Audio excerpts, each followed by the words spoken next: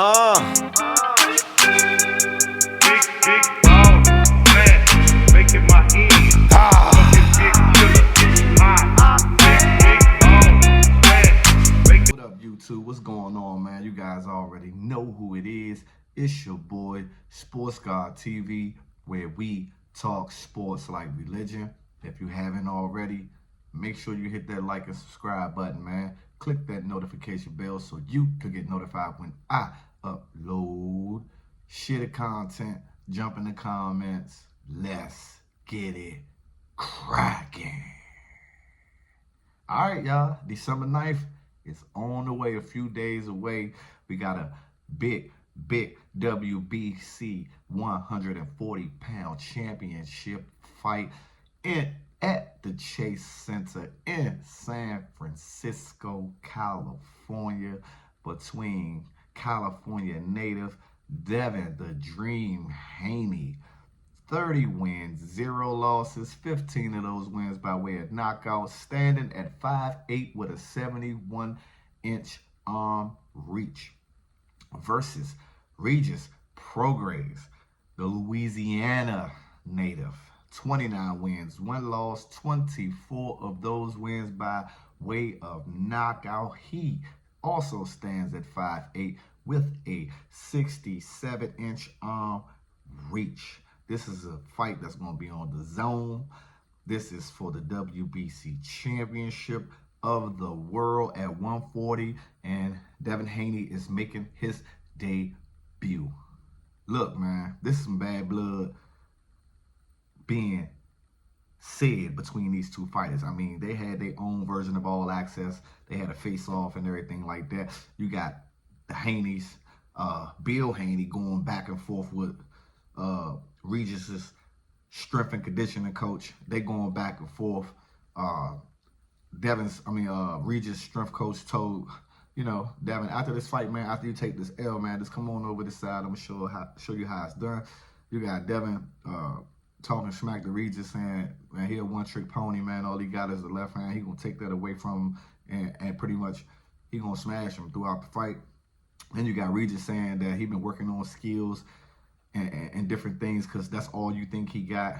Devin saying, hey, man, listen here, you can't teach an old dog new tricks, dog. You can't do that. There's no way that you gonna come in the ring and do something different than you've been doing all your fights your whole life. Devin said, listen, I'm 24. How old are you? Regis say, man, I'm 34. Exactly, he said. Dog, I'm gonna come in there and I'm gonna dog you. Now, they building up the fight as if it's going to be a slugfest. Man, we know Devin Haney ain't no slugger. Matter of fact, Devin got pillow hands, man. He pillow talking right now, man. That's just real deal, man. 15 knockouts and 30 pro fights, man. Come on, man. Who you knocking out? And that's what Regis said, man. Because Devin said, look, man. You got knocked out by a guy that nobody in the world know. They laughed that off. Regis said, but how many knockouts you got? Oh, yeah, you got 15 knockouts. And who you knocking out? And so Devin couldn't do nothing but laugh. I thought that shit was hilarious. I thought that was hilarious, man. But here it is, man. Let's get into the fight, man. So, all right. Skill for skill, right? Skill-wise. Come on. There's no doubt that when it comes to skills and technique, that Devin is levels above Regis Prograis when it comes to that. Regis does pack power. I've been watching a lot of Regis fights lately, right? And he got a weird and awkward style, right? He's a southpaw, by the way. But he packs a lot of power. The jab is stiff, it's consistent, and it has power. I've seen him knock fighters off balance with the jab. His hook is not your traditional hook.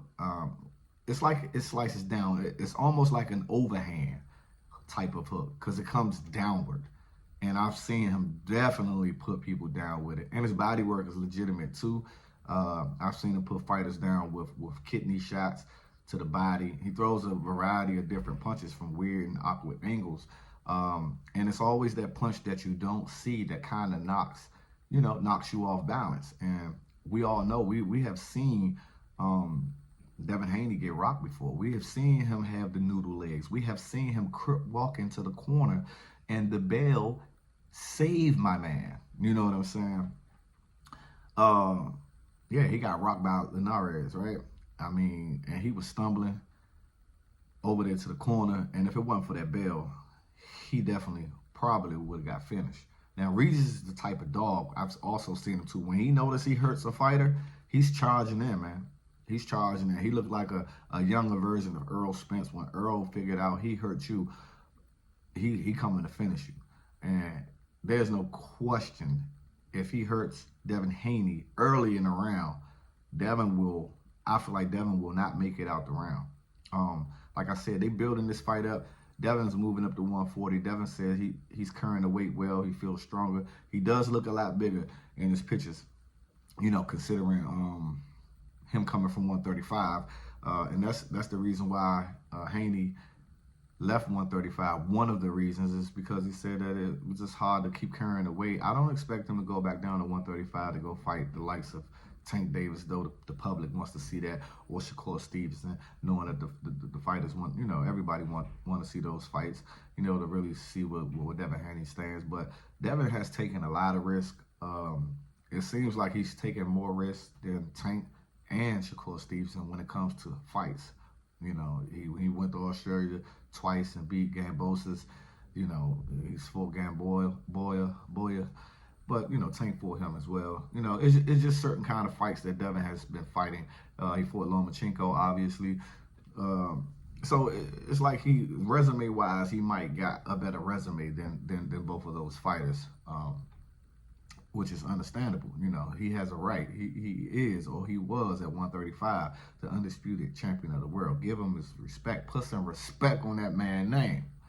But when it comes down to this fight coming up to 140, if his punching power couldn't translate at 135, it's kind of hard to see how it's going to translate over to 140. And then his chin, like I said, was a little suspect at 135. Now you're moving up to a pure 140-pound fighter who's been fighting at that weight for quite some time, southpaw with power. How will his chin hold up? This is how I see this fight playing out. I see Devin Haney using that 71-inch arm reach, keeping a lot of distance, because I expect Regis to try to close distance, right? With his weird and awkward angles and just punches that he throws.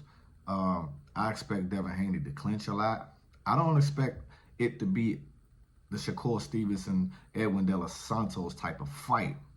I don't think Regis nor Devin will take that type of step when it comes to in the ring. But what I do expect is a lot of clinching when Regis closes distance. I think when Devin feels Regis' power, that's when he will put some respect on Regis' power and start to clinch inside.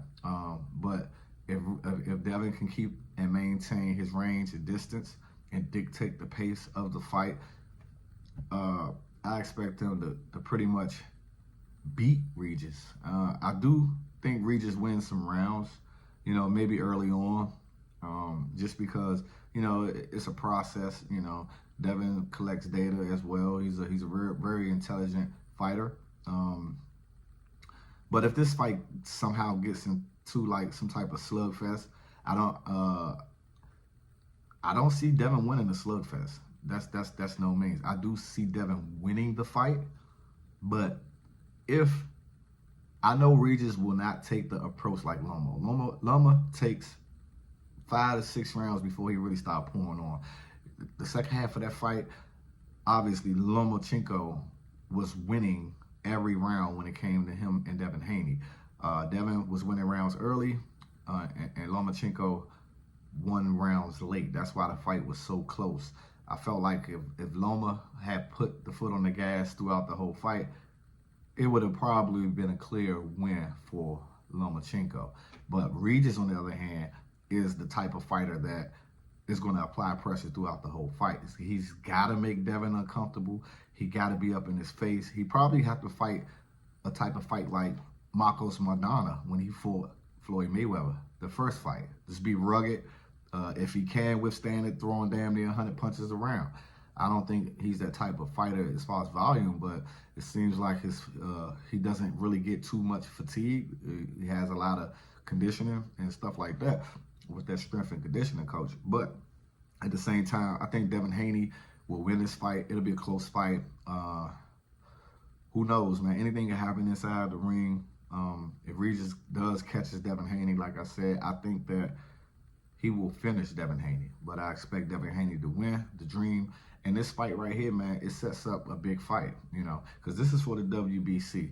But the WBO champion is Teofimo Lopez. And that fight looks evident between the winner of this fight. You know what I'm saying, at 140. And also, hey, man, what is Devin going to do? Is he going to go down to 135, back down to 135, try to make the weight to fight the likes of a Shakur Stevenson or a la Gervonta Tank Davis? Who knows? But I'm interested in this fight. Hopefully it don't be a dud like the last fight when it came to Shakur Stevenson and Edward De Los Santos. Who you guys pick in this fight, man? Who you think going to win? Let me know in the comments, man. It's your boy, Sports God TV, where we talk sports like religion. And I'm out. Until the next time.